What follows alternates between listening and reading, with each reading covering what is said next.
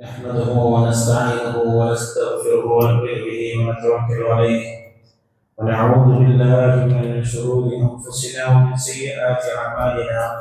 من يهده الله فلا مضل له ومن يضلله فلا هادي له، ونشهد ان لا اله الا الله ونشهد ان محمدا عبده ورسوله أرسله بالهدى ودين الحق ليظهره على الدين كله ولو كره المشركون. صلى الله على محمد وعلى آله وبارك وسلم تسليما كثيرا كثيرا. فيا أيها الناس اتقوا الله حق تقاته، فقد قال الله تعالى في القرآن الكريم: يا أيها الذين آمنوا اتقوا الله حق تقاته ولا تموتن إلا وأنتم مسلمون. وقال الله تعالى: يا أيها الذين آمنوا اتقوا الله ولتنظر نفس ما قدمت لغد واتقوا الله إن الله خبير بما تعملون. رب اشرح لي صدري ويسر لي أمري واحلل عقدة من لساني يفقهوا قولي وما توفيقي إلا بالله عليه توكلت وإليه أنيب. പ്രിയപ്പെട്ട വിശ്വാസികളെ, ജീവിതത്തിന്റെ എല്ലാ മേഖലകളിലും റബ്ബ് സുബ്ഹാനഹു വ തആലയെ തഖ്വ ചെയ്ത് സൂക്ഷിച്ചുകൊണ്ട് ജീവിക്കണമെന്ന് ഞാൻ ആദ്യമായി എൻ്റെ നഫ്സിനോടും നിങ്ങൾ ഓരോരുത്തരോടും ഓർമ്മപ്പെടുത്തുകയാണ്, വസിയത്ത് ചെയ്യുകയാണ്. അല്ലാഹു സുബ്ഹാനഹു വ തആല അവനെ തഖ്വ ചെയ്ത് ജീവിക്കുന്ന നല്ല അടിയാറുകളുടെ കൂട്ടത്തിൽ നമ്മളെല്ലാം ഉൾപ്പെടുത്തി അനുഗ്രഹിക്കുമാറാകട്ടെ. നമ്മിൽ നിന്ന് വന്നുപോയിട്ടുള്ള ചെറുതും വലുതുമായിട്ടുള്ള എല്ലാ പാപകർമ്മങ്ങളെയും അല്ലാഹു സുബ്ഹാനഹു വ തആല പുറത്തു നൽകുമാറാകട്ടെ. അവൻ ഇഷ്ടപ്പെടുന്ന, അവൻ ഇച്ഛിക്കുന്ന, അവനെ തൃപ്തികരമായിട്ടുള്ള രീതിയിൽ ജീവിതത്തെ ചിട്ടപ്പെടുത്താൻ അല്ലാഹു നമുക്കെല്ലാവർക്കും തൗഫീഖ് പ്രദാനം ചെയ്യുമാറാകട്ടെ. മാതാപിതാക്കളോടൊപ്പം, ബന്ധുമിത്രാദികളോടൊപ്പം, ഭാര്യസന്താനങ്ങളോടൊപ്പം ഹബീബായ റസൂലുള്ളാഹി സ്വല്ലല്ലാഹു അലൈഹി വസല്ലമയുടെ സ്വഹബത്തിൽ ജന്നാത്തുൽ ഫിർദൗസിൽ ഒരുമിച്ച് കൂടാൻ സാധിക്കുന്ന ഭാഗ്യവാന്മാരുടെ കൂട്ടത്തിൽ അല്ലാഹു നമ്മളെല്ലാം ഉൾപ്പെടുത്തി അനുഗ്രഹിക്കുമാറാകട്ടെ. പ്രിയപ്പെട്ട സുഹൃത്തുക്കളെ, സഹോദരന്മാരെ, അല്ലാഹു സുബ്ഹാനഹു വ തആലയുടെ ഭൂമിയിലെ ഏറ്റവും പവിത്രവും പരിശുദ്ധവും പരിപാവനവുമായിട്ടുള്ള ഇടങ്ങൾ ഒന്ന് ഖുദ്സാണ്, മസ്ജിദുൽ അഖ്സയുള്ള ഫലസ്തീനിന്റെ മണ്ണ്. മഹാന്മാരുടെ, പ്രവാചകന്മാരുടെ, മുൻകഴിഞ്ഞ ഉമ്മത്തിങ്ങളുടെയും മില്ലത്തിൻ്റെയും മുൻകഴിഞ്ഞ വഹീകളെല്ലാം ഇറങ്ങിയ പവിത്രമായ ഒരുപാട് ഓർമ്മകളുള്ള ഖുദ്സിന്റെ മണ്ണ്. രണ്ടാമത്തത് മക്കയാണ്. മഹാനായ ഇബ്രാഹിം അലൈഹിസ്സലാമിൻ്റെയും ഭാര്യയായ ഹാജറിൻ്റെയും മകനായ ഇസ്മായിൽ അലൈഹിസ്സലാമിൻ്റെയും ഓർമ്മകളും സ്മരണകളും ഉറങ്ങുന്ന മക്കയിലെ മണ്ണ്. അള്ളാഹുവിനെ ആരാധിക്കാൻ വേണ്ടി ഭൂമിയിലോകത്ത് ആദ്യമായി നിർമ്മിക്കപ്പെട്ട കഅബയിലുള്ള മണ്ണ്, ഇസ്ലാമിക തൗഹീദിന്റെ ആദ്യ ഭവനമുള്ള മണ്ണ്. ഖുർആനിന്റെ ഭാഷയിൽ പറഞ്ഞാൽ ഇന്ന അവ്വല ബൈതിൻ വുദിഅ ലിന്നാസി ലല്ലദീ ബിബക്കത മുബാറകൻ വഹുദൻ ലിൽആലമീൻ. അള്ളാഹുവിനെ ആരാധിക്കപ്പെടുവാൻ വേണ്ടി ഭൂമിയിലോകത്ത് ആദ്യമായി നിർമ്മിക്കപ്പെട്ട ഹിദായത്തിന്റെയും തഖ്വയുടെയും കേന്ദ്രമുള്ള കഅബയുടെ മക്കയുടെ ഭൂമി. ഈ രണ്ട് ഭൂമിയും കഴിഞ്ഞാൽ ലോകത്തിലെ ഏറ്റവും പരിപാവനമായിട്ടുള്ള പരിശുദ്ധമായ ഭൂമി അത് മദീനത്തുൽ നബിയാണ്. മദീനത്തുൽ നബി. ഒരു നാടിനെ നമ്മൾ പല പേരുകളിട്ട് വിളിച്ചു. എന്നാൽ റസൂലുള്ളാഹി സ്വല്ലല്ലാഹു അലൈഹി വസല്ലമയുടെ ആ നാടിന് നമ്മൾ വിളിക്കുന്ന പേര് തന്നെ നബിതങ്ങളുടെ പട്ടണം എന്നാണ്. നബിതങ്ങളുടെ പട്ടണം. റസൂലുള്ളാഹി സ്വല്ലല്ലാഹു അലൈഹി വസല്ലം പ്രവാചകന്റെ 53ാമത്തെ വയസ്സിലാണ് മക്കയിൽ നിന്ന് നാടും വീടും എല്ലാം നഷ്ടപ്പെട്ടുകൊണ്ട് മദീനയിലേക്ക് പലായനം ചെയ്യേണ്ടി വന്നത്. മദീനയിലേക്ക് പലായനം ചെയ്യുന്നതിന് മുമ്പ് ആ നാടിന്റെ പേര് യസ്രിബ് എന്നായിരുന്നു. യസ്രിബ്. പ്രവാചകൻ ആ നാട്ടിലേക്ക് യാത്രയാകുന്നതിന് ഹിജ്റ ചെയ്യുന്നതിന് മുമ്പ് ആരും താമസിക്കാൻ ഇഷ്ടപ്പെടാത്തൊരു നാടായിരുന്നു അത്. രണ്ട് കാരണങ്ങളായിരുന്നു. ഒന്ന്, നിരന്തരമായിട്ട് ആഭ്യന്തര യുദ്ധങ്ങൾ നടന്ന ഒരു നാടായിരുന്നു അത്. മദീനത്ത് അന്ന് പ്രബലമായിട്ടുള്ള രണ്ട് മുശ്രിക്കീൻ ഗോത്രങ്ങൾ ഉണ്ടായിരുന്നു. ഒന്ന് ഔസ്, മറ്റൊന്ന് ഖസ്റജ്. ഈ രണ്ട് ഗോത്രങ്ങളും നിരന്തരമായി ആഭ്യന്തര കലാപം നടന്ന ഒരു ഭൂമിയായിരുന്നു അത്. അവിടെ മുസ്ലിങ്ങളായ അവിശ്വാസികൾക്ക് പുറമെ ജൂതരായിട്ടുള്ള വേദം ലഭിച്ച അഹ്ലുൽ കിതാബുകാരും ജീവിച്ചിരുന്നു. ആ ജൂതന്മാർക്കിടയിലും മുസ്ലിങ്ങൾക്കിടയിലും എപ്പോഴും നിരന്തരമായ പ്രശ്നങ്ങളായിരുന്നു. അങ്ങനെ നിരന്തരമായി ചോര തൂകിയ ഒരു മണ്ണായിരുന്നു, ഭൂമികയായിരുന്നു യസ്രിബ്. മറ്റൊന്ന്, എപ്പോഴും പകർച്ചവ്യാധികളും അസുഖങ്ങളും നിരന്തരമായി ഉണ്ടായിരുന്ന ഒരു ഭൂമിയായിരുന്നു മദീന. മക്കയിൽ നിന്ന് സിറിയയിലേക്ക് കച്ചവടത്തിന് പോകുന്ന കച്ചവട യാത്രക്കാർ അവർ പോകേണ്ട വഴിയാണ്, റൂട്ടാണ് മദീനയുള്ള റൂട്ട്, യസ്രിബുള്ള റൂട്ട്. പക്ഷെ കച്ചവടത്തിന് പോകുന്ന പല കച്ചവട സംഘങ്ങളും മദീനത്ത് യസ്രിബിൽ ഇറങ്ങാനോ അവിടെ നിന്ന് വിശ്രമിക്കാനോ അവിടെ നിന്ന് അല്പം വെള്ളം കുടിക്കാനോ അവിടെ നിന്ന് ഒരു ഈത്തപ്പഴം കഴിക്കാനോ താല്പര്യപ്പെട്ടിരുന്നില്ല, ഭയപ്പെട്ടിരുന്നു. മദീനയിൽ നിന്ന് നമ്മൾ യസ്രിബിൽ നിന്ന് നമ്മൾക്ക് അസുഖം ബാധിക്കുമോ എന്നവർ പേടിച്ചിരുന്നു. മഹാനായ റസൂലുള്ളാഹി സ്വല്ലല്ലാഹു അലൈഹി വസല്ലമയുടെ ഉപ്പാപ്പയുടെ ഉപ്പ, അബ്ദുൽ മുത്തലിബിന്റെ ഉപ്പ ഹാഷിം ഇബ്നു ഖുസൈ എന്നായിരുന്നു അദ്ദേഹത്തിന്റെ പേര്. ഹാഷിം അബ്ദു മനാഫ് എന്നായിരുന്നു അദ്ദേഹത്തിന്റെ പേര്. ആ ഹാഷിം മരണപ്പെടുന്നത് ഇതുപോലെ സിറിയയിലേക്കുള്ള ഒരു കച്ചവട യാത്രയിൽ വെച്ച് യസ്രിബിൽ നിന്ന് രോഗം ബാധിച്ച പകർച്ചവ്യാധി ബാധിച്ചാണ് അദ്ദേഹം മരണപ്പെടുന്നത്. എന്തിനു പറയണം, ഹബീബായ റസൂലുള്ളാഹി സ്വല്ലല്ലാഹു അലൈഹി വസല്ലം ജനിക്കുന്നതിന്റെ 2 മാസങ്ങൾക്ക് മുമ്പ് ആമിന 8 മാസം ഗർഭിണിയായിരിക്കുന്ന സമയത്ത് റസൂലുള്ളാഹി സ്വല്ലല്ലാഹു അലൈഹി വസല്ലമയുടെ ഉപ്പയായ അബ്ദുള്ള മക്കത്ത് നിന്ന് ഷാമിലേക്ക് സിറിയയിലേക്ക് കച്ചവടത്തിന് പോകുന്ന വഴിയിൽ മദീനത്തെ യസ്രിബിൽ ഇറങ്ങിയ സമയത്ത് അവിടെ പകർച്ചവ്യാധി ബാധിച്ച് അവിടെ അസുഖം ബാധിച്ച് അവിടെയാണ് അബ്ദുള്ളയെ ഖബറടക്കപ്പെട്ടത്. എന്ന് പറഞ്ഞാൽ പ്രവാചകന്റെ ഉപ്പയും പ്രവാചകന്റെ ഉപ്പാപ്പാന്റെ ഉപ്പയും എല്ലാം മരണമടഞ്ഞ മണ്ണായിരുന്നു യസ്രിബ്. പക്ഷേ ആ യസ്രിബ് എന്ന മണ്ണ് റസൂലുള്ളാഹി സ്വല്ലല്ലാഹു അലൈഹി വസല്ലമയുടെ ഹിജ്റയോടുകൂടി അത് മദീനത്തുൻ നബവിയായി. ലോകത്തുള്ള കോടിക്കണക്കിന് മുസ്ലിമീങ്ങൾ ജീവിതത്തിൽ ഒരിക്കലെങ്കിലും പോകണം, സന്ദർശിക്കണം, താമസിക്കണം എന്ന് ആഗ്രഹിക്കുന്ന മണ്ണായി അത് മാറി. ലോകത്തിലുള്ള ആയിരക്കണക്കിന് മുസ്ലിമീങ്ങൾ ഞങ്ങൾക്കൊരു മരണമുണ്ടെങ്കിൽ ആ നാട്ടിൽ വെച്ച് മരണപ്പെടാൻ കഴിഞ്ഞിരുന്നെങ്കിൽ എന്ന് ദുആയിരക്കാൻ കാരണമാകുന്ന ഒരു മണ്ണായി ആ യസ്രിബ് മാറിത്തീർന്നു. ആ യസ്രിബ് മദീനത്തുൻ നബിയായി തീർന്നു. പ്രവാചകന്റെ 53-ാമത്തെ വയസ്സിലാണ് റസൂലുള്ളാഹി അലൈഹി വസല്ലം മദീനയിലേക്ക് പോകുന്നത്. മദീനയിലേക്ക് എത്തിച്ചേർന്ന സമയത്തും അവിടെ പല രീതിയിലുള്ള അസുഖങ്ങൾ ഉണ്ടായിരുന്നു, പ്രയാസങ്ങൾ ഉണ്ടായിരുന്നു, ബുദ്ധിമുട്ടുകൾ ഉണ്ടായിരുന്നു. മുഹാജിരികളായ നബിതങ്ങളുടെ കൂടെ മക്ക വിട്ട് മദീനത്തേക്ക് വന്ന സഹാബികൾക്ക് മദീനത്ത് ജീവിക്കാൻ സാധിച്ചില്ല. കാരണം മക്ക അവർക്ക് ഏറ്റവും പ്രിയങ്കരമായ ഭൂമിയായിരുന്നു. മക്കയിലെ വെള്ളവും മലഞ്ചെരുവുകളും അവർ സ്വപ്നം കണ്ടു. മക്കയിൽ അവർക്ക് കാബാലയം ഉണ്ടായിരുന്നു, ഹറം ഉണ്ടായിരുന്നു. ഹറമിന്റെ കാബയുടെ നാട് വിട്ടുകൊണ്ടാണ് അവർ മക്കയിൽ നിന്ന് മദീനയിലേക്ക് പലായനം ചെയ്തു വന്നത്. അബൂബക്കർ റളിയല്ലാഹു അൻഹു അസുഖം ബാധിച്ചു, ബിലാൽ ഇബ്നു റബാഹ് അസുഖം ബാധിച്ചു. ബിലാൽ ഇബ്നു റബാഹ് അസുഖം ബാധിച്ചുകൊണ്ട് ക്ഷീണിച്ച അവശനായി കിടക്കുമ്പോൾ അദ്ദേഹം പാടുമായിരുന്നു, ബിസന്നയിലെയും ബിൽമജാസിലെയും ചന്തകളിൽ കൂടി ഇനി എന്നാണ് ബിലാലിന് നടക്കാൻ സാധിക്കുക? ഇദ്ഹർ പുല്ലുകൾ തളിർത്ത് വളരുന്ന മക്കയുടെ മലഞ്ചെരുവുകളിൽ കൂടി ബിലാലിന് ഇനി എന്നാണ് ഒന്ന് കിടന്നുറങ്ങാൻ സാധിക്കുക എന്ന് മഹാനായ ബിലാൽ റളിയല്ലാഹു അൻഹു പൊട്ടിക്കരയുമായിരുന്നു. മക്കയുടെ ഓർമ്മകളെ കുറിച്ച് ആലോചിച്ച് റസൂലുള്ളാഹി സ്വല്ലല്ലാഹു അലൈഹി വസല്ലം ആ ദിനങ്ങളിൽ മദീനത്തിന് വേണ്ടി ദുആ ചെയ്തു. പ്രവാചകന്റെ ദുആഇന്റെ ബാക്കി പത്രമായിരുന്നു മദീന. പ്രവാചകന്റെ ദുആഇന്റെ ബാക്കി പത്രമായിരുന്നു മദീന. പ്രവാചകൻ വിയർപ്പൊഴുക്കി ഉണ്ടാക്കിയ പട്ടണമായിരുന്നു മദീന. പ്രവാചകൻ സ്വന്തം തോളിന്റെ മുകളിൽ കല്ലെടുത്ത് കൊണ്ടുവന്ന് നിർമ്മിച്ചതായിരുന്നു ആ മദീനത്തെ പള്ളി. പ്രവാചകന്റെ നഗരമാണ്, പ്രവാചകന്റെ പട്ടണമാണ് പൂർണ്ണാർത്ഥത്തിൽ ആ നഗരം, ആ പട്ടണം. മദീനത്തിൽ എത്തിയ ഉടനെ മദീനത്തെ കൃഷിക്കാർ അവർ ആദ്യമായി വിളവെടുത്ത ഈത്തപ്പഴമായി റസൂൽ സല്ലല്ലാഹു അലൈഹി വസല്ലമയുടെ അടുക്കൽ വന്നു.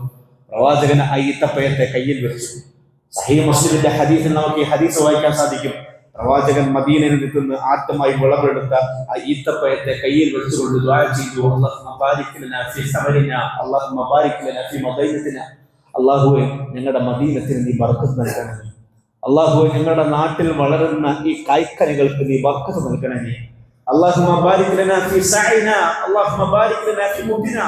അല്ലാഹുവേ, ഒരു ഉള്ളംകൈയിൽ ഞങ്ങൾ കോരിയെടുത്തിരിക്കുന്ന ഈത്തപ്പഴം പഠിച്ചവനെ, അത് ഞങ്ങളുടെ അധ്വാനങ്ങൾ കൂടി ഉണ്ടായതാണ്, അതിൽ നീ ബർക്കത്ത് ചെയ്യണമേ. അല്ലാഹുമ്മ ഇന്ന ഇബ്രാഹിമ ഖലീലുക വ നബിയുക വ റസൂലുക. ഇബ്രാഹിം അലൈഹിസ്സലാം നിന്റെ നബിയാണ്, നിന്റെ ഖലീലാണ്, നിന്റെ റസൂലാണ്. എന്നാൽ അല്ലാഹുമ്മ ഇന്നി അബ്ദുക വ റസൂലുക, ഞാനും നിന്റെ നബിയും, ഞാനും നിന്റെ അടിമയുമാണ്, ഞാനും നിന്റെ അടിമയും, ഞാനും നിന്റെ നബിയാണ്. ഇബ്രാഹിം അലൈഹിസ്സലാം കഅബാലയത്തിന് വേണ്ടി, മക്കയ്ക്ക് വേണ്ടി ദുആ ചെയ്തു. ആ ഇബ്രാഹിം അലൈഹിസ്സലാമിന്റെ ദുആഇന്റെ ബാക്കി പത്രമായിരുന്നു ലക്ഷക്കണക്കിന് ആളുകൾ തീർത്ഥാടകരായി എത്തുന്ന മക്കയെങ്കിൽ എന്റെ മദീനക്ക് വേണ്ടി അല്ലാഹുവേ ഞാനിത് ദുആ ചെയ്യുകയാണ്, ഞാനിത് നിന്നോട് ആവശ്യപ്പെടുകയാണ് എന്ന് നബി സല്ലല്ലാഹു അലൈഹി വസല്ലമയുടെ ദുആയിൽ വളർന്നു വന്നതാണ് നബിതങ്ങളുടെ പട്ടണം, നബിതങ്ങളുടെ നഗരം, നബിതങ്ങളുടെ പട്ടണം. മദീന കേന്ദ്രമായിക്കൊണ്ട് റസൂൽ സല്ലല്ലാഹു അലൈഹി വസല്ലം ഒരു രാഷ്ട്രം പണിതു, ഒരു രാജ്യം പണിതു. അതിന്റെ അതിർത്തി എത്ര വലുതാണെന്ന് നിങ്ങൾ നോക്കണം. പടിഞ്ഞാറ് മൊറോക്കോ വരെ, നോർത്ത് അറ്റ്ലാന്റിക് ഓഷ്യൻ മുതൽ കിഴക്ക് മംഗോളിയ വരെ പരന്നു കിടക്കുന്ന ഇസ്ലാമിക സാമ്രാജ്യത്തിന്റെ കേന്ദ്രമായിരുന്നു മദീന. ആഫ്രിക്കൻ രാജ്യങ്ങളുണ്ട്, യൂറോപ്യൻ രാജ്യങ്ങളുണ്ട്, ഏഷ്യൻ രാജ്യങ്ങളുണ്ട്. ഇന്നത്തെ ആഫ്രിക്കൻ രാജ്യങ്ങളായ സുഡാനാകട്ടെ, തുനീഷ്യ ആകട്ടെ, മൊറോക്കോ ആകട്ടെ, അൾജീരിയ ആകട്ടെ, ഈജിപ്ത് ആകട്ടെ, മൗറിത്താനിയ ആകട്ടെ, നൈജർ ആകട്ടെ, നൈജീരിയ ആകട്ടെ, ഇന്നത്തെ യൂറോപ്യൻ രാജ്യങ്ങളായ സ്പെയിൻ ആകട്ടെ, പോർച്ചുഗൽ ആകട്ടെ, ഫ്രാൻസ് ആകട്ടെ, തുർക്കി ആകട്ടെ, ഈ സൈപ്രസ് ആകട്ടെ, സിസിലി ആകട്ടെ, ക്രീറ്റ് ദ്വീപുകളാകട്ടെ, ഇന്നത്തെ ഏഷ്യൻ രാജ്യങ്ങളായ ഫലസ്തീൻ ആകട്ടെ, സിറിയ ആകട്ടെ, ജോർദാൻ ആകട്ടെ, സൗദി ആകട്ടെ, മക്ക ആകട്ടെ, മദീന ആകട്ടെ, ഖത്തർ ആകട്ടെ, UAE ആകട്ടെ, ഇന്ത്യയുടെ വടക്കേ ഇന്ത്യ മുതൽ പാകിസ്ഥാൻ അടക്കം, അഫ്ഗാനിസ്ഥാൻ അടക്കം, സോവിയറ്റ് യൂണിയന്റെ പഴയ ഭാഗമായി കിടന്നിരുന്ന അഫ്ഗാനിസ്ഥാനും കിർഗിസ്ഥാനും കസാഖിസ്ഥാനും താജിക്കിസ്ഥാനും ഉസ്ബെക്കിസ്ഥാനും അടക്കമുള്ള റഷ്യയുടെ ഭാഗമായി കിടക്കുന്ന പല പ്രദേശങ്ങളും അടക്കി വന്നിരുന്ന ഒരു ഇസ്ലാമിക റിപ്പബ്ലിക്കിന്റെ, ഇസ്ലാമിക് ഖിലാഫത്തിന്റെ ആസ്ഥാനമായിരുന്നു നബി സല്ലല്ലാഹു അലൈഹി വസല്ലം പണിത ആ നഗരം, ആ പട്ടണം മദീനത്തുൽ നബി. മദീനത്തുൽ നബി 3 മൺനഗരങ്ങളിൽ പരന്നു കിടക്കുന്ന സാമ്രാജ്യം. 6-ാം നൂറ്റാണ്ട് മുതൽ 20-ാം നൂറ്റാണ്ട് വരെ ആ ഖിലാഫത്ത് തുടർന്നുപോയി. നബിതങ്ങളുടെ ഭരണകാലഘട്ടം, പിന്നീട് ഖിലാഫത്തുർ റാഷിദയുടെ ഭരണകാലഘട്ടം, പിന്നീട് ഉണ്ടായിരുന്ന ഉമവികളുടെ ഭരണകാലഘട്ടം, പിന്നീട് വന്ന അബ്ബാസികൾ, പിന്നെ വന്ന സൽജൂക്കികൾ, പിന്നെ വന്ന മംലൂക്കികൾ, പിന്നെ വന്ന അയ്യൂബികൾ, പിന്നെ വന്ന ബർബറുകൾ. അങ്ങനെ വിവിധങ്ങളായ ഭരണകൂടങ്ങളിലൂടെ ആ രാജ്യത്തിന്റെ വിവിധ ഇടങ്ങളിൽ ഭരണം നടന്നു. ഏറ്റവും ഒടുക്കം ഉസ്മാനി ഖിലാഫത്തോടുകൂടി കഴിഞ്ഞ നൂറ്റാണ്ടിൽ അത് അധപതിച്ചു. കഴിഞ്ഞ നൂറ്റാണ്ടിലാണ് ലോകത്ത് ദേശരാഷ്ട്രങ്ങൾ രൂപപ്പെടുന്നത്, ഓരോരോ നാഷനുകൾ രൂപപ്പെടുന്നത്. കഴിഞ്ഞ ദിവസം ഞാൻ എൻ്റെ വിദ്യാർത്ഥികൾക്ക് സോഷ്യൽ സയൻസ് പഠിപ്പിക്കുകയായിരുന്നു. 10ാം ക്ലാസ്സിലെ സോഷ്യൽ സയൻസ് ടെക്സ്റ്റ് ബുക്കിൽ 2ാമത്തെ പാഠത്തിന്റെ പേര് ലിബർട്ടി, ഇക്വാലിറ്റി, ഫ്രറ്റേണിറ്റി എന്ന് പറയുന്ന പാഠമാണ്. സ്വാതന്ത്ര്യം, സമത്വം, സാഹോദര്യം. ആ പാഠത്തിൽ 18ാം നൂറ്റാണ്ടിൽ ഫ്രാൻസിൽ നടന്ന ഫ്രഞ്ച് വിപ്ലവത്തോടുകൂടിയാണ് ലോകത്ത് ജനാധിപത്യം പുലർന്നത്, ലോകത്ത് സാഹോദര്യം പുലർന്നത്, ലോകത്ത് സമത്വം പുലർന്നത്, ലോകത്ത് ഇക്വാലിറ്റി ഉണ്ടായത് എന്ന് ഞാൻ പഠിപ്പിച്ചു. അത് ലോകത്തിന്റെ വിവിധ രാജ്യങ്ങൾ ഉണ്ടായിരുന്ന കൊളോണിയലിസത്തിനെതിരെയുള്ള യുദ്ധങ്ങൾക്ക് ഫ്രഞ്ച് വിപ്ലവം കാരണമായി എന്ന് ഞാൻ പഠിപ്പിച്ചു. എൻ്റെ മുമ്പിലിരിക്കുന്ന വിദ്യാർത്ഥികൾ എന്നെ നോക്കി ചിരിക്കുന്നു. അവർ അത്ഭുതത്തോടുകൂടി എന്നെ നോക്കുന്നു. അവരിൽ പലരും എന്നോട് ചോദിച്ചു, റസൂലുള്ളാഹി സ്വല്ലല്ലാഹു അലൈഹി വസല്ലം 6-ാം നൂറ്റാണ്ടിൽ 7-ാം നൂറ്റാണ്ടിലായി മദീനത്ത് പണിതൊരു നഗരത്തെ, ആ നഗരത്തിൽ നബി സല്ലല്ലാഹു അലൈഹി വസല്ലം നിർമ്മിച്ചെടുത്തൊരു ഇക്വാലിറ്റി ഇല്ലേ, അതെവിടെ പോയി? നബി സല്ലല്ലാഹു അലൈഹി വസല്ലം ആ മദീനത്തെ പണിതെടുത്തൊരു സാഹോദര്യവും സമത്വവും ജനാധിപത്യവും ഇല്ലേ, അതെവിടെ പോയി? എന്നോട് വിദ്യാർത്ഥികൾ ചോദിച്ചു. നബി സല്ലല്ലാഹു അലൈഹി വസല്ലം ആ പണിത നഗരത്തിൽ, ആ രാഷ്ട്രത്തിൽ ലാ ഇക്റാഹ ഫിദ്ദീൻ, മതത്തിൽ ബലാത്കാരമില്ല. ലക്കും ദീനുക്കും വലിയ ദീൻ, നിങ്ങൾക്ക് നിങ്ങളുടെ മതമനുസരിച്ച് ജീവിക്കാം, ഞങ്ങൾക്ക് ഞങ്ങളുടെ മതമനുസരിച്ച് ജീവിക്കാം എന്ന് നബി സല്ലല്ലാഹു അലൈഹി വസല്ലം മദീനത്തുള്ള ജൂതന്മാരെ പഠിപ്പിച്ചു. മദീനത്തുള്ള ജൂതന്മാർക്ക് അവരുടെ മതമനുസരിച്ച് ജീവിക്കാം, മുസ്ലിങ്ങൾക്ക് അവരുടെ മത ഇഷ്ടാനുസരിച്ച് ജീവിക്കാം, മുസ്ലിങ്ങൾക്ക് അവരുടെ മതമനുസരിച്ച് ജീവിക്കാം. അങ്ങനെ മതസാഹോദര്യം നടപ്പിലാക്കിയ റസൂലുള്ളാഹി സ്വല്ലല്ലാഹു അലൈഹി വസല്ലം മദീനയായിരുന്നു ലോകത്തിൽ ആദ്യമായി മതസ്വാതന്ത്ര്യം സ്ഥാപിക്കപ്പെട്ട ലോകത്തിലെ ആദ്യത്തെ രാഷ്ട്രം. തീർന്നില്ല. നബി സല്ലല്ലാഹു അലൈഹി വസല്ലം ആ മദീനത്ത് പണിത സാഹോദര്യം എത്ര വലുതായിരുന്നു. മക്കയിൽ നിന്ന് സ്വന്തം നാടും കുടുംബവും എല്ലാം നഷ്ടപ്പെട്ടുകൊണ്ട് മദീനയിലേക്ക് പലായനം ചെയ്തു വന്ന മുഹാജിരികൾക്ക് അഭയം നൽകിയ ആളുകൾ അൻസാരികളാണ്. സ്വന്തം വീടും കുടുംബവും പറമ്പും കച്ചവടവും എല്ലാം വേറെ നാട്ടിൽ നിന്ന് വന്ന അഭയാർത്ഥികൾക്ക് എഴുതി കൊടുത്ത അൻസാരികളെക്കാൾ മനുഷ്യ ചരിത്രത്തിൽ ഇത്രയും സുന്ദരമായിട്ടുള്ള സാഹോദര്യം നടന്നിട്ടുണ്ടോ? ഫ്രഞ്ച് വിപ്ലവാനന്തരം സർ ചക്രവർത്തിമാരെ ഫ്രാൻസിന്റെ തെരുവോരങ്ങളിലൂടെ വിപ്ലവം നടത്തിയ വിപ്ലവകാരികൾ കെട്ടിത്തൂക്കി കൊന്ന കഥ, ബൂർബൺ രാജാക്കന്മാരുടെ കഴുത്തുകൾ അറ്റ കഥ, ബില്ലറ്റ് ഉപയോഗിച്ചുകൊണ്ട് ലൂയി 14 അദ്ദേഹത്തിന്റെ ഭാര്യയെയും കൊന്നു തള്ളിയ കഥ നമ്മൾ ഫ്രഞ്ച് വിപ്ലവത്തിൽ പഠിക്കാറുണ്ട്. എന്നാൽ മദീന കേന്ദ്രമാക്കിക്കൊണ്ട് സല്ലല്ലാഹു അലൈഹി വസല്ലം നടപ്പിലാക്കിയ വിപ്ലവത്തിൽ ഒരു മനുഷ്യനെയും കെട്ടിത്തൂക്കിക്കൊണ്ട് കൊന്ന കഥ, വിപ്ലവാനന്തരം കൊന്നു തള്ളിയ കഥ നമുക്ക് വായിക്കാൻ സാധിക്കില്ല. തീർന്നില്ല. വിവിധങ്ങളുടെ സാഹോദര്യം നടപ്പിലാക്കി, വിവിധങ്ങളുടെ സമത്വം നടപ്പിലാക്കി, പരസ്പരമുള്ള ഇക്വാലിറ്റി നടപ്പിലാക്കി.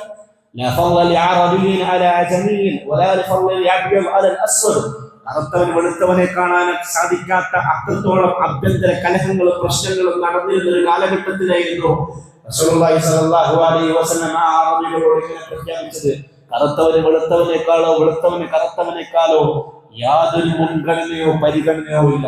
ജന്മം കൊണ്ട് ആരും ഉത്തമനോ അധമനോമായി മാറുകയില്ല. അറബിക്ക് അനറബിയേക്കാളോ അനറബിക്ക് അറബിയേക്കാളോ യാതൊരു ശ്രേഷ്ഠതയുമില്ല. കുല്ലുക്കും മിൻ ആദം വആദം മിൻ തുറാബ്. മനുഷ്യ സമൂഹമേ, നിങ്ങളെല്ലാം മണ്ണിൽ നിന്ന് സൃഷ്ടിക്കവരാണ്. നിങ്ങളെല്ലാം മണ്ണിൽ നിന്ന് സൃഷ്ടിക്കപ്പെട്ടവരാണ്. നിങ്ങൾ എത്ര വലിയ ധനികരാണെങ്കിലും സാധുക്കളാണെങ്കിലും ദരിദ്രരാണെങ്കിലും ഏത് കുടുംബത്തിൽ പിറന്നവരാണെങ്കിലും നിങ്ങളെല്ലാം ആദമിന്റെ സന്തതികളാകുന്ന ലോക ചരിത്രത്തിൽ ഏറ്റവും വലിയ സാഹോദര്യം പഠിപ്പിച്ച പ്രവാചകൻ സല്ലല്ലാഹു അലൈഹി വസല്ലം. ആ പ്രവാചകൻ സല്ലല്ലാഹു അലൈഹി വസല്ലം അത്രയും വലിയൊരു വിപ്ലവത്തിന്, അത്രയും വലിയൊരു രാഷ്ട്രത്തിന് നിർമ്മിതിക്ക് തുടക്കം കുറിച്ചത് എവിടെ വെച്ചാണ് നിങ്ങൾക്ക് അറിയുമോ? എവിടെ വെച്ചാണ് നബി തങ്ങൾ സല്ലല്ലാഹു അലൈഹി വസല്ലം അങ്ങനത്തെ ഒരു വിപ്ലവത്തിന് തുടക്കം കുറിച്ചത്? അങ്ങനെ ഒരു വിപ്ലവം നബി തങ്ങൾ നടപ്പിലാക്കിയത്, സാധ്യമാക്കിയത് എങ്ങനെയാണ്?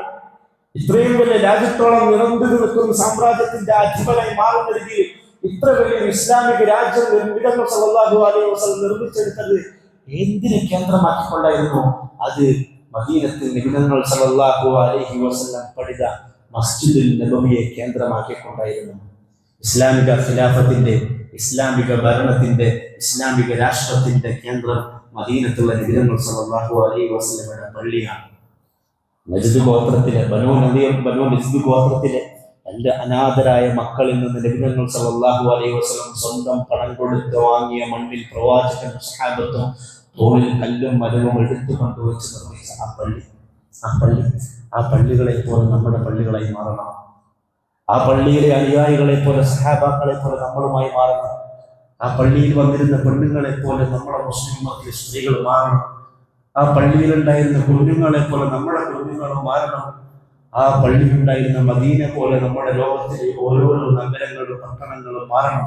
അത് റസൂൽ സല്ലല്ലാഹു അലൈഹി വസല്ലം പഠിപ്പിച്ച പാഠമാണ്. നബി സല്ലല്ലാഹു അലൈഹി വസല്ലമയുടെ പള്ളി എങ്ങനെയായിരുന്നു? കഴിഞ്ഞ ദിവസം ഞാനൊരു 10 മണി 9 മണി സമയത്ത് കണ്ണൂർ ടൗണിലുണ്ടായിരുന്നു. നബി സല്ലല്ലാഹു അലൈഹി വസല്ലം എന്നും പകൽ സമയത്ത് നിർവഹിച്ച സുന്നത്ത് നമസ്കാരമുണ്ട്. ദുഹാ നമസ്കാരം എന്നാണ് അതിന്റെ പേര്.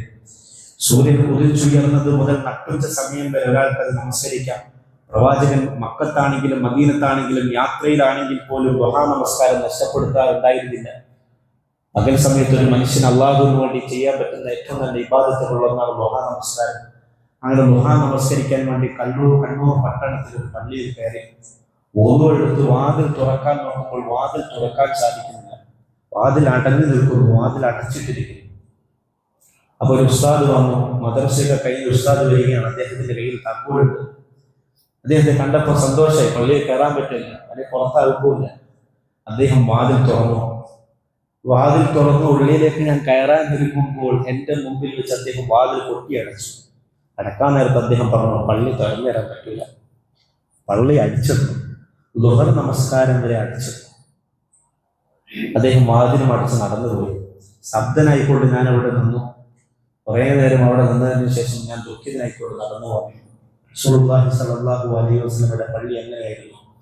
പ്രവാചകൻ സ്വല്ലല്ലാഹു അലൈഹി വസല്ലമയുടെ പള്ളികൾ അടച്ചിടാറുണ്ടായിരുന്നു. പ്രവാചകൻ സ്വല്ലല്ലാഹു അലൈഹി വസല്ലമയുടെ പള്ളികൾ കേവലമായിട്ടുള്ള മുസല്ലയായിരുന്നു. മുസല്ല എന്ന അറബി പദത്തിന്റെ അർത്ഥം നമസ്കാരിക്കുന്ന സ്ഥലം എന്നാണ്. പ്രവാചകൻ പള്ളിക്ക് നൽകിയ പേര് മുസല്ല എന്നല്ല, മസ്ജിദ് എന്നാണ്. പള്ളി നിസ്കരിക്കാനുള്ള സ്ഥലം മാത്രമല്ല, പള്ളി 5 നേരത്തെ ഫർള് നമസ്കാരം നടപ്പിലാക്കപ്പെടുന്ന ഒരു സ്ഥലം മാത്രമല്ല, അതിനേക്കാൾ വലിയൊരു അർത്ഥം പള്ളിക്കുണ്ട്. അതിനേക്കാൾ വലിയൊരു ആശയം പള്ളിക്കുണ്ട്. ഒരു പ്രദേശത്തിലെ മുസ്ലിമീങ്ങളുടെ ആശയ കേന്ദ്രമായിരിക്കണം പള്ളി. ഒരു പ്രദേശത്തിലെ മുസ്ലിമീങ്ങളുടെ ദുഃഖങ്ങളും കണ്ണീരുകളും എല്ലാം ഒപ്പുന്ന ഇടമാകണം പള്ളി. ഒരു പ്രദേശത്തിലെ മുസ്ലിമീങ്ങളുടെ പരസ്പര മനസ്സുകൾ ഇടക്കുന്ന ഒരു ഇടമാകണം പള്ളി. അടിമകൾക്ക് അള്ളാഹുവിന്റെ മുമ്പിലേക്ക് കൈയുയർത്തിക്കൊണ്ട് കണ്ണീർ വാർക്കാൻ സാധിക്കുന്ന ഒരു ഇടമാകണം പള്ളി. ഒരു മനുഷ്യന് ദുഃഖവും വിഷമവും പ്രയാസവും വേദനയും വന്നിട്ടുണ്ടെങ്കിൽ ഒറ്റയ്ക്കിരിക്കാൻ പറ്റുന്ന സാധിക്കുന്ന ഇടമായി മാറണം പള്ളി. അള്ളാഹുവിന്റെ ഭവനങ്ങളാണ് പള്ളികൾ. അള്ളാഹുവിന്റെ ഭവനങ്ങളാണ് പള്ളികൾ. പ്രവാചകന്റെ പള്ളിയെ കുറിച്ച് നിങ്ങൾ അയച്ചു. പ്രവാചകൻ സല്ലല്ലാഹു അലൈഹി വസല്ലമയുടെ പള്ളി നിസ്കരിക്കുന്ന സ്ഥലം തന്നെയാണ്. ഒരുപാട് ഇബാദത്തുകൾ നടക്കും അവിടെ. നിസ്കാരം നടക്കും, ഖുർആൻ പാരായണം നടക്കും, ദിക്റുകൾ നടക്കും, സ്വലാത്തുകൾ നടക്കും, ദുആകൾ നടക്കും, എല്ലാം നടക്കും. ഇന്ന് വെള്ളിയാഴ്ച ദിവസമാണ്. വെള്ളിയാഴ്ച ദിവസത്തിൽ റസൂൽ സല്ലല്ലാഹു അലൈഹി വസല്ലമയുടെ പള്ളിയെ കുറിച്ചുള്ള പരാമർശം ഹദീസിന്റെ ഗ്രന്ഥങ്ങളിൽ കാണാൻ സാധിക്കും.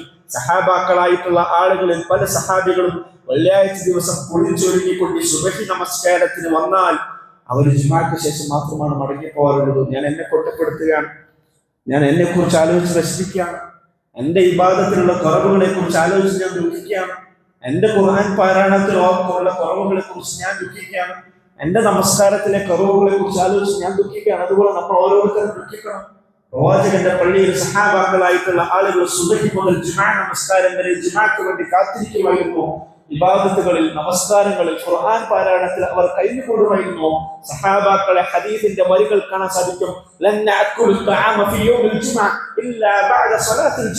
വെള്ളിയാഴ്ച ദിവസം ജുമാ നമസ്കാരങ്ങൾക്ക് ശേഷം മാത്രമാണ് ഞങ്ങളിൽ ഓരോരുത്തരും ഭക്ഷണം കഴിച്ചിരുന്നത്.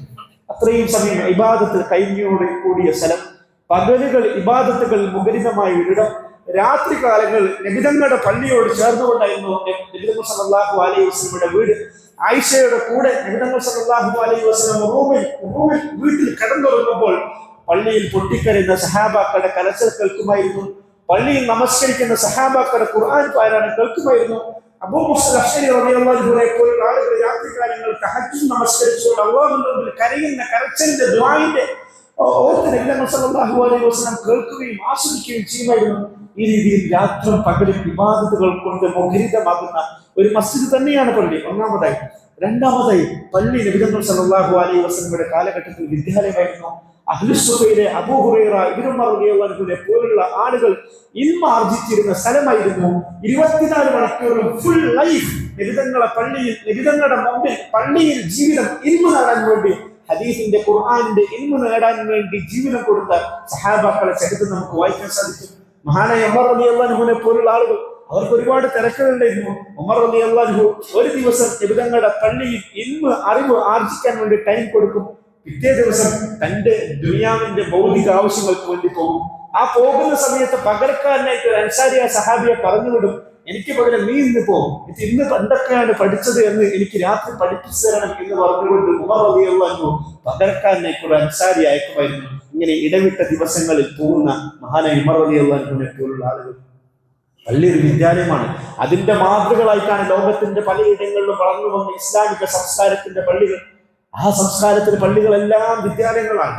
അൽഹംദുലില്ലാഹ്, അല്ലാഹുവിന്റെ അനുഗ്രഹത്താൽ ഈജിപ്തിലെ അൽ അസ്ഹർ യൂണിവേഴ്സിറ്റി ഞാൻ പഠിച്ചിട്ടുണ്ട്. ലോകത്ത് തന്നെ ഏറ്റവും ആദ്യമായി നിർമ്മിക്കപ്പെട്ട ഇസ്ലാമികല്ല, ലോകത്തിലെ തന്നെ ഏറ്റവും ആദ്യത്തെ യൂണിവേഴ്സിറ്റിയാണ് ഈജിപ്തിലെ അൽ അസ്ഹർ യൂണിവേഴ്സിറ്റി.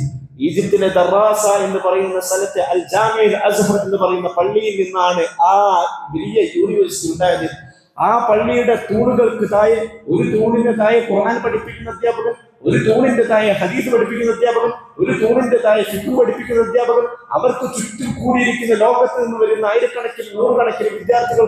ആ പള്ളിയുടെ ഒരു തൂണിന്റെ താഴെ ഇരുന്നു കൊണ്ടാണ് മഹാനായ സഹീഹ് ബുഖാരിയുടെ ശർഹ് വിവരണ ഗ്രന്ഥം എഴുതിയ ഇബ്നു ഹജർ അൽ അസ്ഖലാനി റഹ്മഹുല്ലാഹ് എന്ന് പറയുന്ന മഹാനായ ഹദീസ് പണ്ഡിതൻ ഹദീസ് പഠിപ്പിച്ചത്.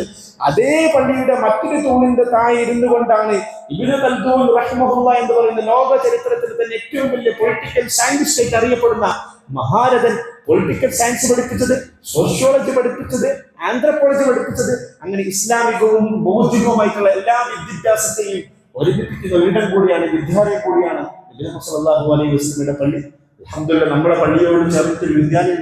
അല്ലാഹു അതിന് എല്ലാവിധ ബർക്കത്തുകളും പ്രദാനം ചെയ്യുമാറാകട്ടെ. ആ കുരുന്നുകൾക്ക് അല്ലാഹു സുബ്ഹാനഹു വ തആല എല്ലാ നന്മകളും നൽകുമാറാകട്ടെ. രണ്ടാമതായി നബി സല്ലല്ലാഹു അലൈഹി വസല്ലമയുടെ പള്ളി ഒരു ആശുപത്രിയായിരുന്നു.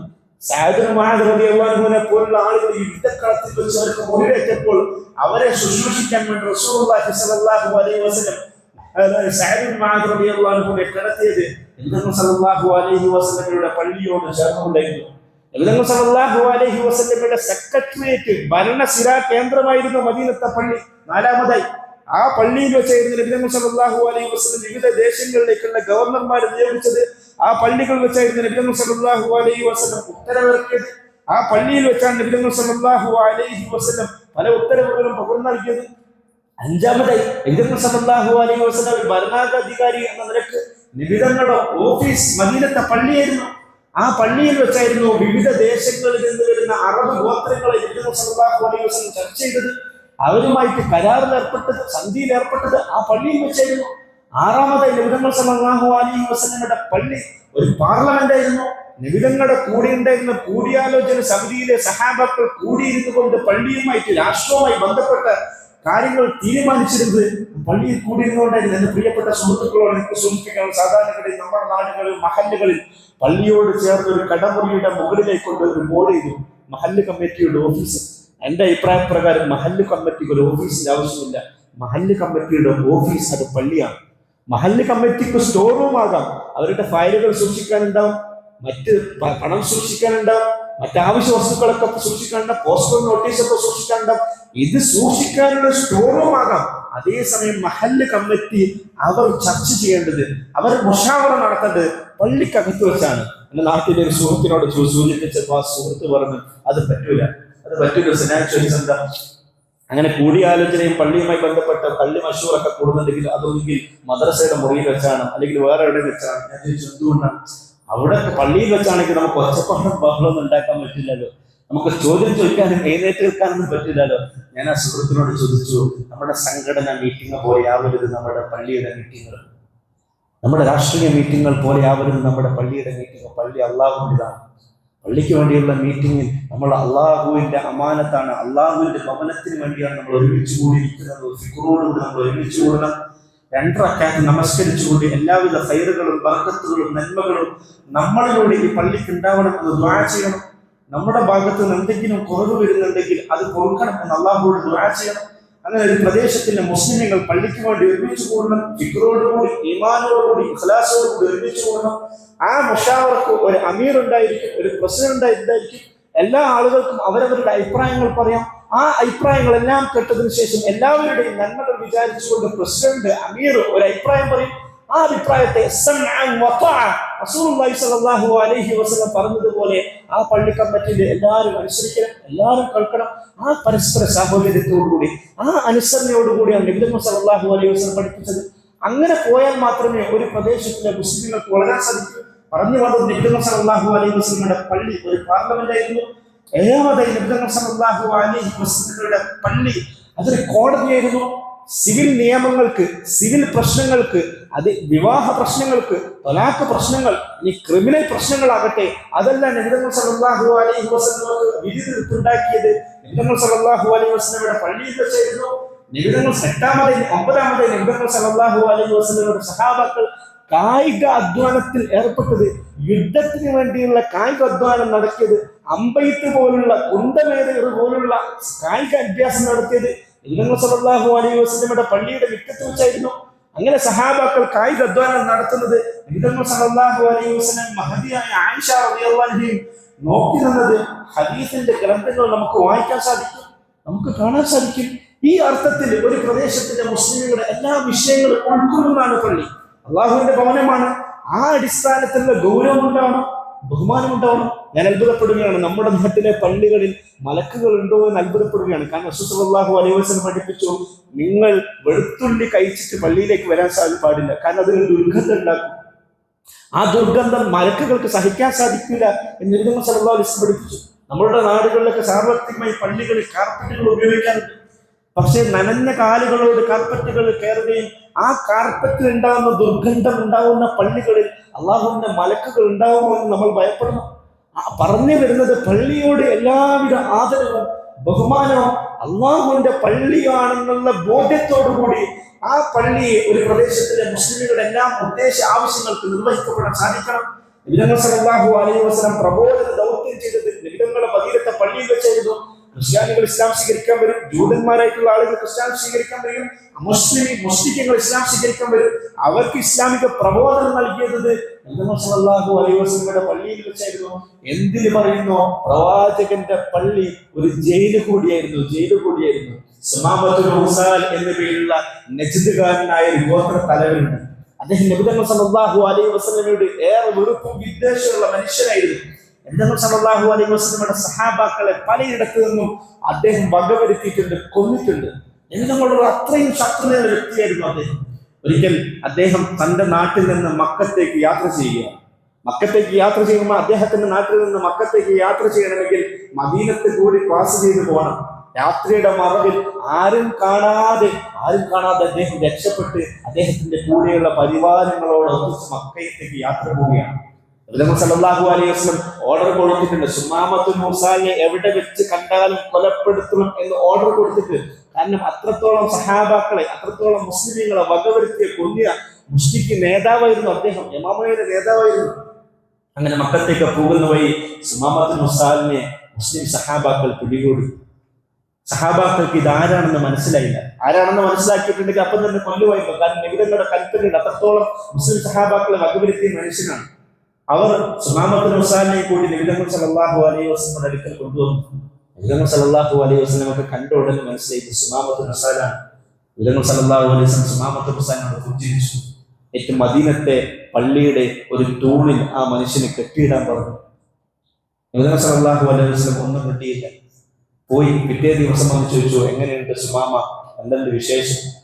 സുമാമത്തുൽ ഉസാൽ പറഞ്ഞു, എന്നെ നിങ്ങൾ വധിക്കുകയാണെങ്കിൽ നിങ്ങൾക്ക് വധിക്കാനുള്ള എല്ലാ അർഹതയുണ്ട്. കാരണം നിങ്ങളുടെ ഒരുപാട് അനുയായികൾ ഞാൻ കൊണ്ടിട്ടുണ്ട്. പക്ഷെ നിങ്ങൾ എന്നോട് അനുകമ്പയും കരുണയും കാണിക്കുകയാണെങ്കിൽ ഞാൻ നന്ദിയുള്ളവരായിരിക്കും. നബി സല്ലല്ലാഹു അലൈഹി വസല്ലം പറഞ്ഞു, സുമാമ നീ ഇവിടെ നിൽക്കുക എന്ന് പറഞ്ഞു.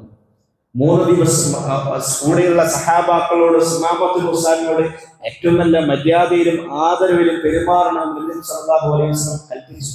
2ാമത്തെ ദിവസം സുമാമത്തുൽ ഉസാലിനോട് കുശലാന്വേഷണം നടത്തി. 3ാമത്തെ ദിവസം സുമാമത്തുൽ ഉസാലിനോട് കുശലാന്വേഷണം നടത്തി. അദ്ദേഹം അപ്പോഴും പള്ളിയുടെ തൂണിൽ കെട്ടിയിടപ്പെട്ടവനാണ്.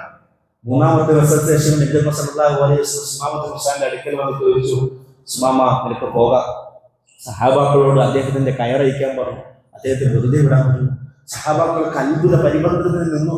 ഇത്രയും മുസ്ലിമീങ്ങളെ സഹാബാക്കളെ കൊന്നൊടുങ്ങിയ മനുഷ്യനെ വെറുതെ വിടുകയാണോ? ഇദ്ദേഹം യമാമയിലെ ഗോത്രത്തിന്റെ തലവനാണ്. അദ്ദേഹം ഇനിയും യുദ്ധത്തിനെ വരൂല, ഇനിയും നമ്മളെ കൊലപ്പെടുത്തൂല എന്നൊക്കെ സഹാബാക്കൾ ചോദിച്ചു. നബി സല്ലല്ലാഹു അലൈഹി വസല്ലം സുമാമയെ വെറുതെ വിടാൻ പറഞ്ഞു. സുമാമത്തുൽ ഉസാൽ പള്ളിയിൽ നിന്ന് പുറത്തിറങ്ങി മദീനയിലെ ഒരു ജലാശയത്തിൽ പോയിട്ട് ശരീരം മുഴുവൻ ശുദ്ധിയാക്കി കുളിച്ച് റെഡിയായി നബിതങ്ങളെ പള്ളിയിലേക്ക് തന്നെ മടങ്ങി വന്നു. നബിതങ്ങളുടെ മുമ്പിൽ കരഞ്ഞുകൊണ്ടിട്ട് പറയുക, റസൂലുള്ളാഹ് അശ്ഹദു അല്ലാ ഇലാഹ ഇല്ലല്ലാഹു വ അന്ന മുഹമ്മദ റസൂലുള്ളാഹ്, അല്ലാഹുവിന്റെ റസൂലേ, ഞാനിതാ ഇസ്ലാം സ്വീകരിക്കുകയാണ്. എന്നെ പിടികൂടുന്നതിന് മുമ്പ് എനിക്ക് ലോകത്ത് ഏറ്റവും വെറുക്കപ്പെട്ട മനുഷ്യൻ താങ്കളായിരുന്നു. ഞാൻ ഏറ്റവും കൂടുതൽ വെറുത്ത മതം നിങ്ങളുടെ മതമായിരുന്നു. ഞാൻ ഏറ്റവും കൂടുതൽ വെറുത്ത നാട് നിങ്ങളുടെ നാടായിരുന്നു. ഞാൻ ഏറ്റവും വെറുത്ത ഗേഹം നിങ്ങളുടെ പള്ളിയായിരുന്നു. എന്നാൽ 3 ദിവസം നിങ്ങളുടെ കൂടെ ഞാൻ ജീവിച്ചപ്പോൾ എനിക്ക് ഏറ്റവും ഇഷ്ടപ്പെട്ട മനുഷ്യനായി നിങ്ങൾ മാറി. എനിക്ക് ഏറ്റവും ഇഷ്ടപ്പെട്ട നാടായി നിങ്ങളുടെ നാട് മാറി. എനിക്ക് ഏറ്റവും ഇഷ്ടപ്പെട്ട ആൾക്കാരായി നിങ്ങൾ മാറി. ഇങ്ങനൊരു മാറ്റം സുമാമത്തുൽ ഉസാലിന് വരാൻ കാരണമായത് 3 ദിവസം നബിതങ്ങളുടെ പള്ളിയിൽ സഹാബാക്കൾ അദ്ദേഹം കണ്ടു.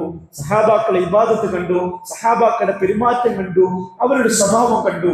പ്രിയ സുഹൃത്തുക്കളെ, നമ്മുടെ കൂടെ നമ്മുടെ പള്ളിയിൽ വരുന്ന ഒരു മനുഷ്യന് നമ്മളെ കാണുമ്പോൾ, നമ്മുടെ നമസ്കാരം കാണുമ്പോൾ, നമ്മുടെ പെരുമാറ്റം കാണുമ്പോൾ, നമ്മുടെ സൽസ്വഭാവം കാണുമ്പോൾ അയാൾക്ക് മുസ്ലിമാവാൻ സാധിക്കണം. ഇത് അല്ലാഹുവിന്റെ ദീനാണ്, ഇത് റബ്ബിന്റെ മതമാണ്, ഇത് നമ്മുടെ ആരുടെയും മതമല്ല. ഇതിന്റെ മാലോകർക്ക് തുറന്നു കൊടുക്കാൻ നമുക്ക് സാധിക്കണം. മാലോകരോട് ഇതിന്റെ ദിവ്യ സന്ദേശം പകർന്നു നൽകാൻ നമുക്ക് സാധിക്കണം. ഇൻഷാ അല്ലാഹ് അടുത്ത ആഴ്ച, അടുത്ത വെള്ളിയാഴ്ച നമ്മുടെ പള്ളിയിൽ ഒരു സൗഹൃദ ജുമാഅത്ത് നമ്മൾ ഉദ്ദേശിക്കുകയാണ്. നമ്മുടെ പ്രദേശത്തുള്ള മറ്റു മതത്തിൽപ്പെട്ട അന്യ സഹോദരങ്ങളായിട്ടുള്ള മതത്തിൽപ്പെട്ട ആളുകൾ നമ്മുടെ പള്ളിയിലേക്ക് ക്ഷണിക്കുന്നു. ഇൻഷാ അല്ലാഹ് അവർ കൂടി നമ്മുടെ പള്ളിയിൽ പങ്കെടുക്കും, നമ്മുടെ ജുമാഅത്ത് പങ്കെടുക്കും. നമ്മുടെ ജുമാ നമസ്കാരത്തിന് നമ്മൾ സാക്ഷിയാകും. ഈ മതത്തിനെ, ഈ ദീനിനെ, ഈ ഖുർആനിനെ തുറന്നു വെക്കാനാണ് നബി സല്ലല്ലാഹു അലൈഹി വസല്ലം പഠിപ്പിക്കുന്നത്. തുറന്ന് പഠിപ്പിക്കാണ് റസൂൽ സല്ലല്ലാഹു അലൈഹി വസല്ലം പഠിപ്പിക്കുന്നത്. റസൂലുള്ളാഹി സല്ലല്ലാഹു അലൈഹി വസല്ലം ആ നന്മകളിലേക്ക് മുന്നേറാൻ അല്ലാഹു നമുക്കൊക്കെ തൗഫീഖ് പ്രദാനം ചെയ്യുമാറാകട്ടെ. റസൂലുള്ളാഹി സല്ലല്ലാഹു അലൈഹി വസല്ലമയുടെ മദീനത്തെത്താൻ, മസ്ജിദുൻ നബവിയിൽ നമസ്കരിക്കാൻ പ്രവാചകൻ പഠിപ്പിച്ചു, മാബൈന മബൈന ബൈതി വ മിൻബരി റൗളത്തുൻ മിൻ റിയാദിൽ ജന്ന, എൻ്റെ വീടിന്റെയും മിമ്പറിന്റെയും ഇടയിലുള്ള സ്ഥലം അത് ഭൂമി ലോകത്തുള്ള സ്വർഗത്തിലെ തോട്ടമാണ്. റൗളത്തുൻ നബി സല്ലല്ലാഹു അലൈഹി വസല്ലം, ആ റൗളയിൽ വെച്ച് നമസ്കരിക്കാൻ, റസൂലുള്ളാഹി സ്വല്ലല്ലാഹു അലൈഹി വസല്ലമയെ സന്ദർശിക്കാൻ, പ്രവാചകന്റെയും തൊട്ടടുത്ത് കിടക്കുന്ന അബൂബക്കറിനെയും ഉമറിനെയും അസ്സലാമു അലൈക യാ റസൂലല്ലാഹ്, അസ്സലാമു അലൈക യാ അബൂബക്കർ, അസ്സലാമു അലൈക യാ ഉമർ എന്ന് ദുആ ചെയ്യാൻ അല്ലാഹു നമുക്കൊക്കെ തൗഫീഖ് പ്രദാനം ചെയ്യുമാറാകട്ടെ. മദീനത്ത് അണയുവാൻ, മദീനത്ത് എത്തുവാൻ, മദീനയെ കാണുവാൻ അല്ലാഹു നമുക്കെല്ലാം തൗഫീഖ് പ്രദാനം ചെയ്യുമാറാകട്ടെ.